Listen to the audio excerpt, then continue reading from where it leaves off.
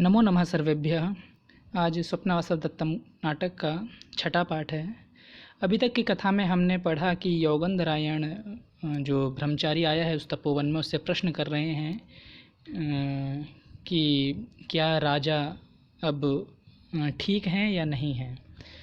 तो क्योंकि पता ही है कि योगेंद्रायण और वासवदत्ता उस अग्नि में जल करके भस्म हो गए थे, ऐसा जो जनक प्रवाद है वो फैलाया गया था। तो जिससे अति ही मतलब कि दुख से विह्वल होकर के वो मोहग्रस्त अर्थात जो मूर्छा में चले गए थे। उसके आगे से अब प्रारंभ करते हैं। योगेंद्रायण प्रश्न करते हैं उनसे ब्रह्मचारी के, अथ भो तम तु पर्यावस्थापयितुं न कश्चिद यत्नवान अमात्यः। क्या उनको पुनः प्रकृतिस्थ करने के लिए पर्यवस्थापयितुम अर्थात उनको आश्वासन देने के लिए कि जो हो गया वो अर्थात होनी थी, अर्थात उनको आश्वासन देने के लिए कि अब हम अर्थात जिससे कि स्थिति पर नियंत्रण पाया जा सके, है ना। तो उनको आश्वासन आदि से प्रकृतिस्थ कराने के लिए किसी ने क्या यत्न नहीं किया, किसी अमात्य ने? ऐसा वो योगेंद्रायण प्रश्न करते हैं। तब ब्रह्मचारी कहता है कि अस्ति रुमण्वान नाम अमात्यो दृढ़ं प्रयत्नवांस्तत्र भवन्तं पर्यवस्थापयितुम्। तो है रुमण्वान नाम के एक अमात्य हैं जो दृढ़ं प्रयत्नवान है ना, जो दृढ़तर, जो पूरी तरह से प्रयत्न कर रहे हैं, लगे हुए हैं, तत्र भवंतम अर्थात राजा उदयनम पर्यवस्थापित, उनको होश में लाने के लिए, है ना। वो बेहोश हो गए थे ना, तो उनको अब होश में तो आ गए हैं, लेकिन होश में आने के बाद में भी प्रलाप कर रहे हैं, है ना। कि पीछे देखा था कि किमपि बहु प्रलपितवान, यानी कि हा वासवदत्ते, हा प्रिय शिष्य, इस प्रकार का प्रलाप कर रहे थे वो। तो उसी को उनको वापस अर्थात उनकी जो उनका जो चित्त है, उनका जो होश है, अर्थात वो सामान्य स्थिति में हो, ऐसा वो प्रयास कर रहे हैं। तो इसी पर ही अच्छा ब्रह्मचारी कह रहे हैं, उसके बता रहे हैं कि वह रुमण्वान जो अमात्य है वो किस प्रकार से प्रयत्न कर रहा है। तो उस श्लोक में है, श्रीखिरणी छंद में श्लोक है जिसका पाठ कर सकते हैं इस प्रकार से। अनाहारे तुल्यः सततरुदित क्षामवदनः शरीरे संस्कारं नृपति समदुःखं परिवहन् दिवा वा रात्रौ वा परिचरति यत्नैर्नरपतिं नृपः प्राणान् सद्य त्यजति यदि तस्याप्युपरमः। तो अगर अन्वय के साथ में अन्वय, क्योंकि पद्यों का एक सामान्य सी चीज़ बता देता हूँ कि जिस प्रकार से हम गद्यों का अनुवाद करते हैं ना, गद्य रूप को समझते हैं, उसी प्रकार से पद्यों को समझने में थोड़ा सा क्लेश होता है, तो ना थोड़ा सा उनको सामान्य रीति से नहीं समझा जाता। उसके लिए उनको एक अन्वयबद्ध करना पड़ता है, अर्थात गद्य के रूप में लाना पड़ता है। तो उसमें सर्वप्रथम हमको क्या करना चाहिए कि क्रिया देखनी चाहिए, अर्थात क्रिया क्या है, और उसके पश्चात में उसके कर्ता का पता लगाना चाहिए। तो यहाँ पर क्या देख रहे हैं कि क्रिया के रूप में आ रहा है कि जो पहला जो पाद है ना, उसमें ऐसा कुछ है नहीं। जो पहला जो पाद है, दूसरे पाद में जाकर के क्रिया का पता चलता है। एक तो है परिचरति और दूसरा है त्यजति। तो परिचरति अर्थात परिचर्या कर रहा है।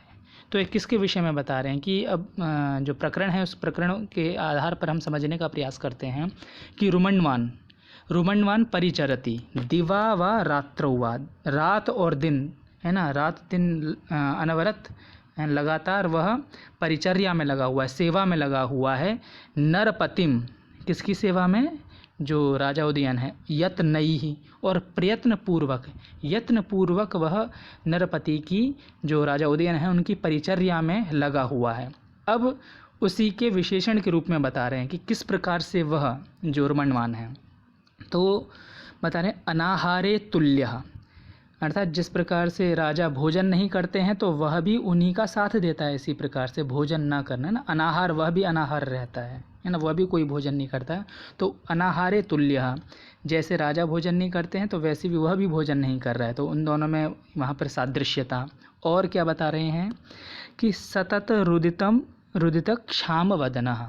तो सतत अर्थात निरंतर, रुदित रोता हुआ, जिसका जो वदन है, वदन कहते हैं मुख को, और क्षाम अर्थात क्षीण हो चुका है, जिसका मुख रोते रोते, लगातार रोते रोते क्षीण हो गया है, बिल्कुल म्लान हो चुका है ना, सूख गया है जिसका मुख, ऐसा कौन? रुमण्यमान क्या कर रहा है कि नृपति सम दुखम परिवहन, है ना, शरीर संस्कारम परिवहन नृपति सम दुखम। तो शरीर संस्कारों का वहन करता हुआ, शरीर रूपी संस्कार, शरीर रूपी संस्कार क्या होते हैं?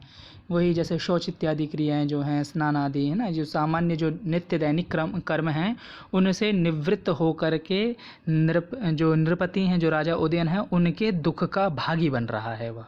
तो ऐसा रुमण्यमान जो अमात्य है, वह रात दिन इसी प्रकार से नरपति की, राजा उदयन की परिचर्या में यत्नपूर्वक लगा हुआ है। यह स्पष्ट हो गया। इसके बाद में अंतिम पंक्ति है कि यह अलग है ना, कि नृपः प्राणान सद्यः त्यजति यदि तस्य अपि उपरमः। तो इसका अन्वय इस प्रकार से करेंगे कि यदि, है ना, यदि नृपः प्राणान त्यजति, है ना, तो सर्वप्रथम यदि नृपः प्राणान त्यजति, यदि नृप जो है राजा अगर प्राणों को छोड़ देते हैं, तो तस्य अपि उपरमः सद्यः, तो उसका भी उपरम अर्थात वह भी सद्य ही, बिना किसी अर्थात बिना किसी देरी के वह भी उपरम अर्थात मृत्यु को प्राप्त हो जाएगा। बल्कि यहाँ तक बता दिया कि उनके सभी दुखों का साथ निभा रहा है ना, रात दिन उन्हीं की परिचर्या में लगा हुआ। यदि भगवान न करे कि राजा प्राण छोड़ दें, तो वह भी उन्हीं की परिचर्या रूप, है ना, उन्हीं के अनुकरण करते हुए, उनका अनुकरण करते हुए वह भी प्राण छोड़ने के लिए तत्पर है, सद्य तत्पर है। ठीक है, यह इसका श्लोक का अर्थ हुआ।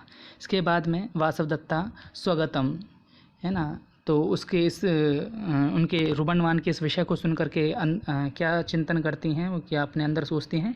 दिष्ट्या सुनिक्षिप्त इदानीम आर्यपुत्र। दिष्ट्या, पहले हमने एक बार शब्द को देख चुके हैं। दिष्ट्या अर्थात सौभाग्य से, इदानीम इस समय, आर्यपुत्र सुनिक्षिप्त अच्छे हाथों में सौंपे गए हैं, है ना, अच्छे अर्थात रुमण्यमान के हाथ में इस समय जो आर्यपुत्र सौंपे गए हैं, यह हमारा सौभाग्य ही है। और योगेंद्रायण भी आत्मगतम अपने मन में वो भी सोचते हैं, अहो महद भारम उद्वहति रुमण्यमान। जो रुमण्यमान है, जो उनका सहायक, जो मंत्री है राजा उदयन का, वो बहुत ही बड़े भार का उद्वहन कर रहा है, उनको ढो रहा है। कुतः, क्योंकि जैसे कि अब वो भी अनुष्टुप श्लोक से अपनी बात को प्रमाणित करते हैं। सविश्रमो हि अयं भारः प्रसक्तस्तस्य तु श्रमः तस्मिन् सर्वमधीनं हि यत्राधीनो नराधिपः। तो इस ये भी सामान्य है ना, सविश्रमो हि अयं भारः। ही अर्थात ही यहाँ पर लिया है निश्चित के रूप में, है ना, निश्चितमेव अयं भारः सविश्रमः। अब यहाँ पर दो भार की बात हो रही है ना। एक तो भार जो योगेंद्रायण के हाथों में था, अर्थात किसका? वासवदत्ता था, वासवदत्ता का, कि वासवदत्ता अच्छे हाथों में अर्थात सही स्थान पर पहुँच जाएं, जिसके पश्चात में उनको चिंता करने की आवश्यकता ना पड़े। तो कह रहे हैं कि एक तरफ तो मेरा भार सविश्रम अर्थात विश्राम युक्त हो गया, अर्थात मेरा भार उतर गया है ना, विश्राम अवस्था में चला गया है, मेरे पास कोई भार नहीं है। लेकिन प्रसक्तस्य तु श्रमः, प्रसक्तः तस्य तु श्रमः, लेकिन उसका भार, उसका जो श्रम है, किसका? रुमण्यमान का श्रम प्रसक्तः है ना, अर्थात वो राजरक्षा, क्योंकि अब राजा उदयन मूर्छा में चले गए, अर्थात उनको होश नहीं है, तो जो राज्य की रक्षा का जो भार है उसमें दृढ़तया स्थित है रुमण्यमान। एक तरफ मैं भार से मुक्त हो गया हूँ, वहीं दूसरी तरफ रुमण्यमान के ऊपर एक बड़ा भार आ गया है। जैसे कि, और इसको क्योंकि अर्थांतरण न्यास यहाँ पर अलंकार है, क्योंकि जहाँ पर किसी सामान्य बात की विशेष उक्ति के द्वारा स्पष्ट किया जाए, तो यह विशेष उक्ति क्या है कि तस्मिन् सर्वम अधीनम ही यत्राधीनो नराधिपः, कि अब उसके, क्योंकि ही यहाँ पर ना कारण को स्पष्ट करने के लिए अर्थांतरन्यास के द्वारा कारण स्पष्ट किया जा रहा है, विशेष बात बताई जा रही है। वह क्या है कि तस्मिन सर्वम अधीनम, अब उसके ना तस्मिन है ना सर्वम अधीनम, किसके, जो रुमणवान है उसके सभी कार्य अधीन हो चुके हैं। और किसके अधीन हो चुके हैं, यत्र अधीनो नराधिपा, जिसके अधीन, जिसके हाथों में नराधिप हैं, अर्थात जो राजा उदयन जिनके हाथों में गए हैं, अब उन्हीं के हाथों में सारा कार्य, सारे राज्य का भार उनके हाथों में आ पड़ा है। तो इस प्रकार से रुमणवान की प्रशंसा वो अपने अंदर ही अंदर करते हैं मन में। अब प्रकाश में क्या कहते हैं कि अथ भो हे ब्रह्मचारी पर्यवस्थितम इदानीं स राजा पर्यवस्थापित है ना, क्या उनको होश में ले आया गया है क्या उन राजा को इस समय। तब ब्रह्मचारी कहते हैं कि तदिदानीम न जाने, वो तो मैं अभी नहीं जानता हूँ। इहि तया सह हसितम, इहि तया सह कथितम, इहि तया सह पर्युषितम और इहि तया सह कुपितम, है ना। इस प्रकार से वो क्या है, प्रलाप कर रहे हैं कि यहाँ मैं उनके साथ में हंसा, है ना, इहि तया सह हसितम, इहि तया सह कथितम, यहाँ मैंने उनके साथ में वार्ता की, इहि तया सह पर्युषितम, यहाँ उनके साथ बैठा, है ना, उस वासव दत्ता के साथ में, इहि तया सह कुपितम, यहाँ कुपित हुआ था मैं, और इहि तया सह शयितम, यहाँ पर मैंने उनके साथ शयन किया। इत्येवं तम विलपंतम राजानम अमात्यैर महता यत्नेन, तो इस प्रकार से विलाप करते हुए राजा को अमात्यैहि, अमात्यों के द्वारा, महता यत्नेन, बहुत यत्न पूर्वक, है ना, तस्माद ग्रामाद गृहीत्वा अपक्रांतम, तो उस गांव से निकाल करके वो चले आए। मतलब बहुत ही यत्नपूर्वक उस गांव से निकला, क्योंकि सारी जो यादें थी उनकी उस गांव में थी ना, लावाणा जो नाम का जो गांव था, वहीं पर ही मैंने इस प्रकार की क्रियाएं उसके साथ में, ऐसा याद करके राजा रो रहे थे। तब उसके पश्चात हैं ततो निष्क्रांते राजनी प्रोषित नक्षत्र चंद्रमिव न भो अरमणीयः संवृत्तः स ग्रामः, तो ततो निष्क्रांते राजा ने, अब उन राजा के निष्क्रांत अर्थात वहाँ से चले जाने पर, सह ग्रामः अरमणीयः संवृत्तः, वह जो गांव था वह अरमणीय प्रतीत हो रहा था। अरमणीय अर्थात उसकी जो चारुता थी, उसकी जो चमक थी, वो अब नहीं रही जैसे जब राजा के रहने पर थी। तो कह रहे हैं कि प्रोषित नक्षत्र चंद्रमेव, अब उपमा क्या दे रहे हैं कि जिस प्रकार से प्रोषित अर्थात जो चला गया है ना, जो प्रकर्ष रूप से जो जा चुका है, ऐसे जो नक्षत्र और चंद्र हैं उनके समान ही, है ना, जो यह अर्थात उस जिस प्रकार से आकाश जो होता है, जो नभ होता है, उसमें नक्षत्र और चंद्रमा जब नहीं होते हैं तो जिस प्रकार से आकाश अरमणीय प्रतीत होता है, ऐसे ही वह ग्राम नक्षत्र रूपी मंत्रीगण और चंद्र रूपी स्वयं राजा के चले जाने से वह गांव भी अरमणीय प्रतीत हो रहा है। तो ततो हम निर्गतोस्मि, तो उसके बाद मैं भी चला आया वहाँ से।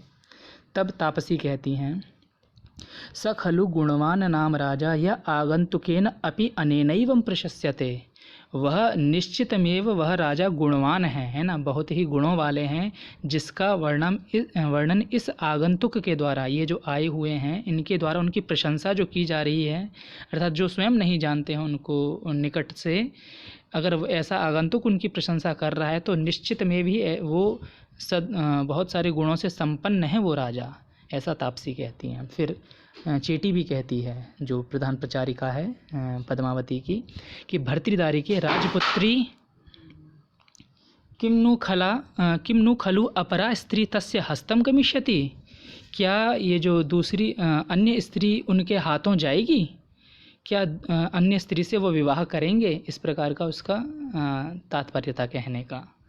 तब पद्मावती आत्मगता अपने मन में सोचती हैं कि मम हृदयेन एव सह मंत्रितम, मेरे हृदय के साथ ही यह बोल रही है, अर्थात वो क्या सोच रही हैं कि इसने तो मेरे मन की बात छीन ली है ना। इसके लिए इस जो हम सामान्यतः इस बात का यह बात कहते हैं ना कि इसने तो मेरे मन की बात छीन ली, तो उसके लिए हम अपनी संभाषण शैली में इसका प्रयोग कर सकते हैं। मम हृदय नैव सह मंत्रितम, है ना। फिर ब्रह्मचारी क्या कहता है कि आपृच्छामि भवन्तौ। अब उसने सारा वर्णन सुना दिया जो था, अब वो वहाँ से आज्ञा ले रहा है। तो कह रहा है आपृच्छामि भवन्तौ, मैं अब आपसे, आप दोनों से आज्ञा लेता हूँ। कौन दोनों? कांचुकी और योगेंद्रायण। तो आपृच्छामि भवन्तौ गच्छामस्तावत्, है ना, तो गच्छामस्तावत् कि मैं अब निकलता हूँ। यहाँ पर बहुवचन का प्रयोग किया है और सामान्यतः कई नाटकों में उत्तम पुरुष के रूप में बहुवचन का भी प्रयोग किया जाता है ना। तो गच्छामि की जगह गच्छामः, है ना, गच्छामस्तावत्, तो मैं चलता हूँ। तब उभौ, है ना, दोनों कांचुकी और योगेंद्रायण उनको कहते हैं ठीक है आर्य, गम्यताम अर्थ सिद्ध है, अपने अर्थ की सिद्धि, अपने प्रयोजन की सिद्धि के लिए आप जाइए, है ना, आपका मार्ग प्रशस्त हो, है ना। फिर ब्रह्मचारी कहता है तथास्तु, ठीक है, निष्क्रांत। उसके बाद वह चला जाता है। उसके पश्चात योगेंद्रायण, साधु अहमपि तत्र भवत्या अभ्यनुज्ञातो गन्तुमिच्छामि, मैं भी तत्र भवत्या ना पद्मावत्याः अभ्यनुज्ञातो, तो मैं भी जो पद्मावती हैं राजकुमारी, उनकी आज्ञा से जानने की इच्छा करता हूँ, मैं भी जाना चाहता हूँ, अर्थात उनसे आज्ञा प्राप्त करना चाहता हूँ। तो कांचुकी कहते हैं उनको तत्र भवत्या अभ्यनुज्ञातो गन्तुम इच्छति किल, है ना। किल यहाँ पर वाक्य की शोभा बढ़ाने के लिए यहाँ पर इसका प्रयोग किया गया है कि राजकुमारी ये भी अब जाना चाहते हैं, तो आप इनको आज्ञा दीजिए। तो पद्मावती कहती हैं कि आर्यस्य भगिनिका आर्येण बिना उत्कंठिष्यते, कि आर्य की जो भगिनिका हैं, जो है ना वासवदत्ता जो हैं, जो भगिनिका हैं, तो वो आर्य के बिना अर्थात योगेंद्रायण के बिना उत्कंठिष्यते, है ना, उत्कंठित होंगे अर्थात घबराएंगी, है ना। देखिए ये इतना सुंदर प्रयोग है। हम घबराने के लिए संस्कृत में उत्कंठिष्यते प्रयोग किया जा सकता है ना। जब आर्य नहीं होंगे तो उनके बिना वो ना उनके मन में, है ना, घबराहट जिसको कहते हैं वो होगी, है ना, तो घबराएंगी। तो इसलिए वो चाह रही थी कि कुछ काल तक और वहाँ पर रहें। तब योगेंद्रायण कहते हैं कि साधु जन हस्तगतैषा नोत्कंठिष्यते, चूँकि जो वासवदत्ता हैं अर्थात वो वासवदत्ता नाम से नहीं कह रहे हैं कि जो भवती हैं, जो आर्या हैं, कि चूँकि अब साधु जनों के हाथों में जा चुकी हैं, अर्थात मैंने सज्जनों के हाथों में इनको सौंप दिया है, तो इसलिए अब वो घबराएंगी नहीं है, अर्थात वो आसानी से अपना अर्थात कुछ काल के लिए अपना जीवन यहाँ पर व्यतीत कर सकती हैं। तब कांचुकीम अवलोक्य गच्छामस्तावत्, तो कांचू की तरफ देख करके वो भी आज्ञा लेते हैं कि मैं भी चलता हूँ, गच्छामस्तावत्, चलो मैं चलता हूँ। तो कंचुकी कहते हैं कि गच्छतु भवान पुनर्दर्शनाया, जाइए लेकिन फिर पुनः दर्शन दीजिएगा। सामान्यतः हम क्या करते हैं, जब जाते समय संस्कृत संभाषण करते हैं तो बोलते हैं ना कि नमो नमः, है ना, पुनर्मिलामः। तो इसके स्थान पर यह भी कर सकते हैं कि गच्छामिस्तावत् पुनर्दर्शनाय या गच्छामस्तावत् पुनर्दर्शनाय, कि दोबारा मिलने के लिए मैं जा रहा हूँ, अर्थात दोबारा सी यू लेटर जिसका प्रयोग करते हैं ना कि दोबारा मिलेंगे, है ना, पुनर्दर्शनाय, पुनर्दर्शन के लिए मैं जाता हूँ। अब योगेंद्रायण कहते हैं कि तथास्तु, ठीक है, तो मैंने तो ऐसा कह करके निष्क्रांता वो भी निकल जाते हैं। अब कांचुकी है ना, समय इदानीम अभ्यंतरम प्रवेष्टुम, अब समय हो गया अंदर प्रवेश करने का, है ना। तो पद्मावती भी उनसे आज्ञा ले रही हैं, किनसे? तापसी से। आर्य वंदे, है ना, कि आर्य मैं आपका वंदन करती हूँ, मैं आपसे आपका नमस्कार करती हूँ। फिर तापसी भी कहती हैं जाते तब सदृशम भर्तारम लभस्व, इस प्रकार का आशीर्वाद देती हैं कि हे जाते, हे पुत्री, अपने अनुसार अपने स्वरूप ही, है ना, आप स्वामी को, है ना, पतिदेव को प्राप्त करो, अर्थात आपको सुवर की प्राप्ति हो, ना। तब सदृशम भर्तारम लभस्व। फिर वासवदत्ता भी कहते हैं कि आर्य वंदे तावदहम, आर्य मैं भी तब तक नमस्कार करती हूँ, मैं भी अब इन्हीं के साथ ही मैं भी जा रही हूँ। तब तापसी कहती हैं उनको भी, त्वम अपि अचिरेण भर्तारम समासादय, तो तुम भी शीघ्र ही, है ना, अचिरेण शीघ्र ही अपने स्वामी का संग तुमको प्राप्त हो, समासादया, है ना, उनको प्राप्त हो जाओ, अर्थात स्वामी तुमको बिना किसी देरी के शीघ्र ही मिल जाएं। तब वासवदत्ता अनुगृहीतास्मि, मैं अनुगृहीत हुई। अब कांचुकी कहते हैं तदागम्यताम, ठीक है तो अब चलते हैं। इतो भवती संप्रति ही, है ना, इधर इधर से चलिए आप महारानी पद्मावती, संप्रति ही, क्योंकि इस समय में, इस जो काल में, तो अब ये जो वर्णन श्लोक में कर रहे हैं, शिखरणी छंद में लिखा हुआ श्लोक है, तो यह सायं काल का वर्णन किया जा रहा है श्लोक में। तो किस प्रकार से कर रहे हैं, बहुत स्पष्ट श्लोक है, बहुत आसान है, और यहाँ से आपको पता चले कि भास कितनी स्पष्ट शैली में लिखते हैं ना, उनके कितने लालित्य पूर्ण पद होते हैं, पद्य जो होते हैं, है ना। तो कह रहे हैं खगावासोपेता सलिलमवगाढो मुनिजनः प्रदीप्तोऽग्निर्भाति प्रविचरति धूमो मुनिवनं परिभ्रष्टो दूरात् रविरपि च संक्षिप्तकिरणो रथं व्यावर्त्यासौ प्रविशति शनैरस्तशिखरम्। तो इसको मुझे लगता है इसका जो पहला जो पद है ना, जो दो पद होते हैं ना एक में, तो 4 चरण होते हैं एक पद्य में और 2 पद होते हैं, तो इसमें 4 पद भी होते हैं कईयों में, है ना, तो पद्य। लेकिन यहाँ पर क्या है कि एक पद में जो पहला वाला जो पद है उसका अन्वय करने की आवश्यकता ही नहीं है।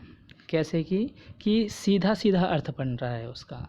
तो कह रहे हैं कि खगा वासोपेता, जो खग हैं वो अपने निवास स्थान में उपेता लौट चुके हैं, जो पक्षी हैं। तो इससे यह पता चल रहा है कि जब पक्षी अगर अपने निवास स्थान में वापस जा रहे हैं तो इसका मतलब है कि सायंकाल हो चुका है। उसके बाद में कह रहे हैं कि सलिलम अवगाढ़ो मुनिजनः, जो मुनिजन हैं वो सलिलम किसको कहते हैं ना, जलम, है ना, जल में अवगाढ़ प्रविष्ट कर चुके हैं, अर्थात स्नान करने के लिए जल में प्रवेश कर चुके हैं, नदी में प्रवेश कर चुके हैं। और इसके बाद में प्रदीप्तोग्निर्भाति, है ना, जो अग्नि है, प्रदीप्त अग्नि जो प्रज्वलित हो रही है और उससे भांति ना प्रकाशित भी हो रही है, जब प्रज्वलित अग्नि प्रकाशित हो रही है। और प्रविचरति धूमो मुनिवनम, यह जो धूम है वो सारी दिशाओं में प्रविचरित है ना, विचरण कर रहा है, सब जगह फैला हुआ है, मुनिवनम, इस मुनिवन में, है ना। यह सामान्य अर्थ, अर्थात ये सायंकाल का वर्णन किया जा रहा है कि किस किस प्रकार। और क्या कह रहे हैं, अब रवि के विषय में है अगला जो पद है, परिभ्रष्टो दूराद रविरपि च संक्षिप्त किरणो रथम व्यावर्त्यासौ प्रविशति शनैः अस्तशिखरम। तो सबसे पहले क्या लेंगे, परिभ्रष्टः दूरात, है ना, तो दूर से जो परिभ्रष्ट हो गया है, अर्थात दूर से तात्पर्य है कि अब वह उस स्थान पर नहीं है ना, जहाँ से वह सूर्य चमकता है। तो उस अपने दूर स्थान से, अपने जो हम सिर के ऊपर कहते हैं ना, जहाँ से सूर्य चमकता है, तो उस स्थान से परिभ्रष्ट हो गया है। असौ रवि ही, है ना, यह जो रवि है, यह जो सूर्य है। और अपिच संक्षिप्त किरणः, और जिसकी किरणें भी संक्षिप्त हो गई हैं, संक्षिप्त अर्थात जिसकी किरणों ने, है ना, जिनका प्रकाश भी अर्थात अब वो शरीर को दुख नहीं दे रही हैं, उन्होंने अपनी किरणों को जैसे खींच सा लिया है ना, बलाते ना, तब थोड़ी थोड़ी किरणें आ रही हैं, संपूर्ण रूप से किरणें नहीं प्रकाशित हो रही हैं। तो संक्षिप्त किरणें अर्थात उनकी किरणें संक्षिप्त हो गई हैं, इतना अधिक प्रकाश नहीं दे पा रही हैं। और इसी प्रकार से रथम व्यावर्त्य शनैः अस्तशिखरम प्रविशति, तो रथम व्यावर्त्य, अपने रथ को, है ना, तो बताते हैं ना कि सूर्य भगवान जिस रथ से, और जिसका जो सारथी है आरुणी है ना, तो उसी को व्यावर्त्य करके, उसको लौटा करके, शनैः धीरे धीरे अस्त शिखरम, अस्तांचल की ओर, जहाँ पर सूर्य अस्त होता है ना पश्चिम दिशा में, तो अस्तांचल जो गिरी है उस ओर प्रविशति, प्रवेश कर रहा है। तो इस प्रकार से सायंकाल का वर्णन करते हुए भास कवि हैं अपने नाटक के प्रथम अंक का समापन करते हैं। निष्क्रांताः सर्वे, इसके बाद में सभी चले जाते हैं। इति प्रथमोऽङ्कः, तो यहाँ पर पहला अंक समाप्त हुआ, इसके आगे कल से करेंगे। नमस्कार।